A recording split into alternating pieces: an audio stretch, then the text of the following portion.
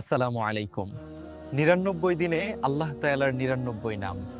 আজকে আমরা শিখব আল্লাহ তাআলার তৃতীয় নাম আল মালিক, যার অর্থ সর্বময় অধিপতি, সব কিছুর একমাত্র মালিক। এই নামটি আল্লাহ তাআলার নাম, কারণ আসমান, জমিন আর সব সৃষ্টির প্রকৃত মালিক একমাত্র তিনিই। যে আল্লাহ তাআলাই সব কিছুর মালিক, তার কাছেই আমাদের সম্পূর্ণ ভরসা ও নির্ভরতা।